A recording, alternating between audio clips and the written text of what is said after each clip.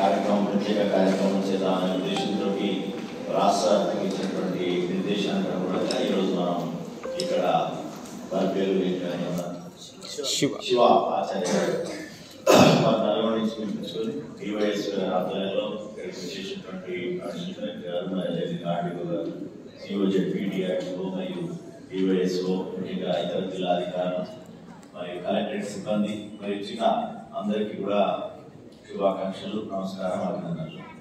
మీకు తెలియదు కాదు, మనం జీవితంలో ఏదైనా సాధించాలంటే డెఫినెట్ ఆరోగ్యం అనేది సహకరించాలి. అప్పుడే ఏదైనా సాధించగలుగుతాం. ఆరోగ్యం లేకుండా మిగతా ఏది ఉన్నా కానీ అది శూన్యమే. సంపద కావచ్చు, ఇతర ఏది ఉన్నా కానీ ఆరోగ్యం లేని చోట ఇవి ఏమి ఉన్నా కానీ శూన్యం. సో దీంట్లో మనకి సనాతనంగా ఎన్నో తరతరాల నుంచి చరిత్ర నుంచి వస్తున్నటువంటి యోగా ఇప్పుడు మనం మర్చిపోయిన పాశ్చాత్య దేశాలన్నీ కూడా, యూరోప్, అమెరికా ఈ దేశాలన్నీ కూడా యోగా పాట పట్టినాయి. మనమేమో జుంబా డ్యాన్సులు, ఆ డ్యాన్సులు ఇటువైపు వస్తుంటే వాళ్ళంతా యోగా, మెడిటేషన్ వైపు మన అనాదిగా ఉన్నటువంటి వేదాల్లో ఉన్నటువంటి అత్యంత ప్రాచీనమైనటువంటి యోగాని అవలంబిస్తున్న పరిస్థితి. ముఖ్యంగా చిన్న మీ ఏజ్ నుంచి యోగా ఇది అభ్యాసం చేయాలి. ఎందుకంటే ఈ ఆసనాలు ఏవైతే ఉన్నాయో మీ ఏజ్ లో, ఆ టెండర్ ఏజ్ లో తిరిగినంత సులభంగా మిగతా పెద్ద అవుతున్నా కాదు. ఇప్పుడు యోగాసనాలు కూడా ఫాస్ట్ మీరు వేయగలుగుతారు. అది ఎంతో ప్రాక్టీస్ ఉన్నవాడు తప్పితే, చిన్నపిల్లలు తప్పితే పెద్దగా అయిన తర్వాత సడన్ గా చేయమంటే మళ్ళీ కష్టం అవుతుంది. 2-3 నెలల అభ్యాసం తర్వాత సాధ్యమవుతుంది.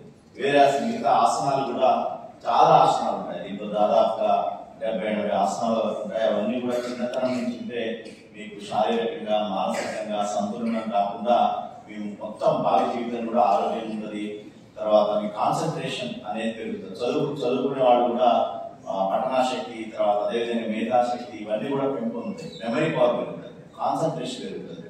సో ముఖ్యంగా శ్వాస మీద ధ్యాస ఉంచేటట్టు అనులోమ విలోమ కావచ్చు, భస్త్రిక కావచ్చు, కపాలభాతి కావచ్చు, ఇవన్నీ చేయడం వల్ల డెఫినెట్ గా ఈ లోపల లంగ్ కెపాసిటీ కరెక్ట్గా కాకుండా ఈ ఆక్సిజన్ అనేది మెదడుకి అందాల్సిన కంటే ఎక్కువ కూడా అంది. దానికి మీరు మిగతా పిల్లలతో, యోగా చేయని వాళ్ళతో మీతో పోలిస్తే డెఫినెట్ గా మీలో ఉన్నటువంటి ఐక్యూ పవర్ కానీ లేకపోతే మెమరీ పవర్ కానీ బాగా ఎక్కువ ఉంటుందని సైన్స్ లోనే తెలిసినటువంటి అంశం. కాబట్టి చిన్నతనం నుంచే పాఠ్యాంశంలోనే ఇది ఒక అంశంగా చేర్చాలి సిలబస్ లో. లేకున్నా కానీ పీఈటీలు, పీడీలు అందరూ కూడా దీని మీద ప్రతి స్కూల్లో కూడా, ప్రైవేట్ స్కూల్స్ అదేవిధంగా గవర్నమెంట్ స్కూల్స్, కాలేజెస్ అన్నింటిలో కూడా పీడీఆర్, పీఈటీ దీని మీద పూర్తి అవగాహన ఉన్న వాడే ఉంటారు. ఒక పీరియడ్ అలాట్ చేసి కనీసం 15 minutes నుంచి 30 minutes వరకు యోగా, మెడిటేషన్, ఆసనాలు ఇవన్నీ కూడా నేర్పినట్లయితే వాళ్ళ భావిజాల జీవితం అంతా కూడా ఒక క్రమశిక్షణ, ఒక పాజిటివ్ వాల్యూస్, యోగా అనేది సనాతన మార్గం అయితే ఉందో మంచి మార్గంలో నడిచేయడానికి కూడా, విలువలు కలిగిన ఒక వ్యక్తిగా తీర్చిదిద్దబడటానికి కూడా ఈ యోగా, మెడిటేషన్ ఉపయోగపడతాయి.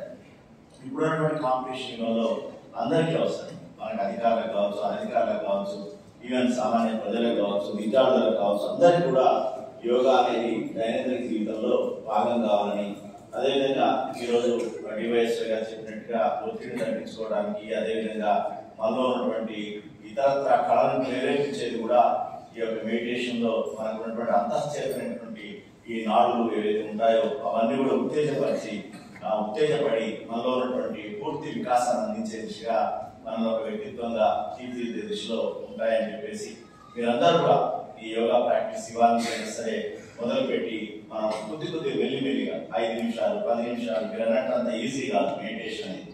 మనం కళ్ళు మూసుకోగానే ఏవేవో ఆలోచనలు వస్తున్నాయి. సో ఆలోచనని పారదోలటం అంటే అంత ఈజీ కాదు. సో క్రమేపీ ఆ స్టేజ్ దాటి ఒక స్టేజ్ లో ఆలోచనలే లేనటువంటి స్టేజ్ చేరుకుంటే అది అత్యున్నత స్థితి, నిజమైనటువంటి యోగా, అది ముక్తిధామానికి కూడా ఒక మార్గం అని చెప్పి మన యోగా చెప్తుంది. కాబట్టి చిన్నతనం నుంచి, చిన్నారుల నుంచి పెద్దవాళ్ళ వరకు యోగా వైపు పడాల్సిన రోజులు అని చెప్పి మీ అందరికీ కూడా చెప్తూ సెలవు తీసుకున్నాను. Thank you.